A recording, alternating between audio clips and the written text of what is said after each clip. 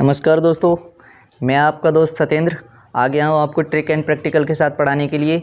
बच्चों, आज की वीडियो हम सीखेंगे सिंपल फ्यूचर टेंस के बेसिक रूल्स और इसके कुछ एग्जांपल। ओके, तो समझते हैं इसके लिए। तो देखिए, सबसे पहले हम लिख लेते हैं सिंपल फ्यूचर टेंस। तो सिंपल फ्यूचर टेंस में क्या होता है, सबसे पहले ऊपर सिंपल फ्यूचर टेंस लिख लेते हैं और देखिए सिंपल फ्यूचर टेंस के जस्ट ऊपर उसके लिख लेते हैं उसकी पहचान। तो उसकी पहचान क्या है? उसकी पहचान है होगा, होगी, होंगे। ठीक है ना? तो होगा, होंगी, होंगे ये लिख लेंगे और फिर उसके बाद में सिंपल फ्यूचर जो टेंस है इसके जस्ट नीचे लिख लेंगे शैल बी या will be. Okay, shall be या विल बी। ठीक है, देखिए आप थोड़ा ध्यान से पॉज करके वीडियो अगर देखेंगे तो आप इसमें पाएंगे कि इसमें ही नियम है और इसमें ही पहचान है और इसमें ही आपका सूत्र है। ओके, अगर शैल बी और विल बी के इधर एस सब्जेक्ट लगा दोगे और इधर ऑब्जेक्ट लगाओगे तो यही आपका सूत्र बन जाएगा, और अगर इसमें शैल बी और विल बी रख दोगे तो ये आपका नियम हो जाएगा। ओके, अब इसका कुछ नियम समझ लेते हैं। एक ही नियम है केवल। देखिए कौन सा है, शैल बी और विल बी किसके साथ आता है और शैल बी किसके साथ आता है ये मैं तुम्हें बता देता हूँ।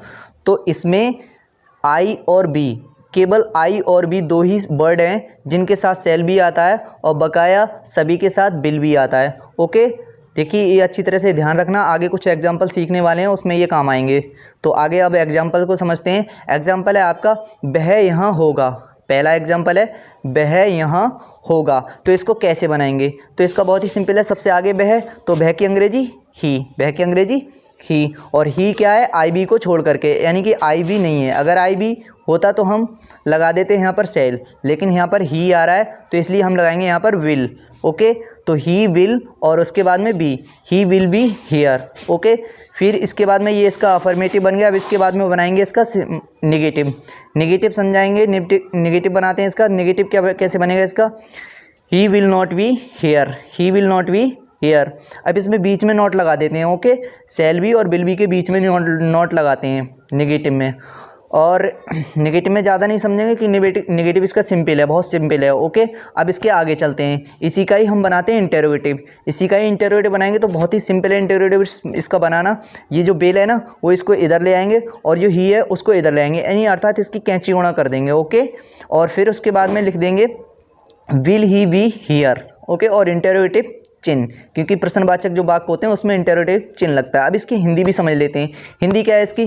क्या वह यहाँ, क्या वह यहाँ होगा? ओके, क्या वह यहाँ होगा?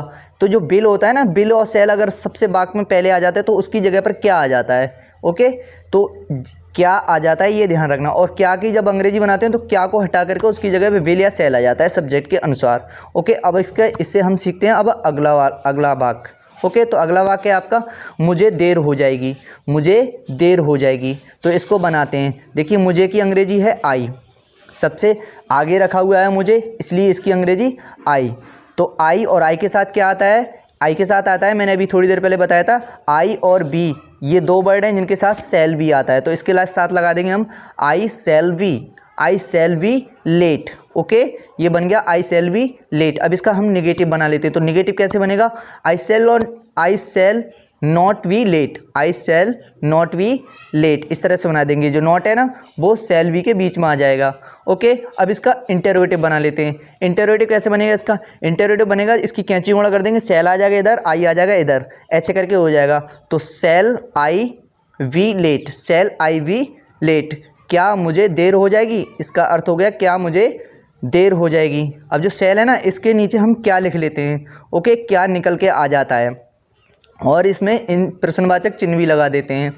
ओके, तो ये इतना ही है आज के वीडियो में, बस ज़्यादा नहीं सीखेंगे। सिंपल फ्यूचर टेंस है और इसका कोई कठिन, जैसे कि ट्रांसलेशन में जो इंडेफिनिट कॉन्टीन्यूअस परफेक्ट आएंगे सिखाएंगे तो उसमें कुछ ज़्यादा तरीके से डीपली समझेंगे, लेकिन इसमें ज़्यादा कुछ है ही नहीं, इतना ही है। और इसके ज़्यादा एग्जाम्पल तो आप स्कूल में भी आपने समझ सकते हो। ओके, तो आज के लिए बस इतना ही। Okay, bye bye, take care. चलो भाई।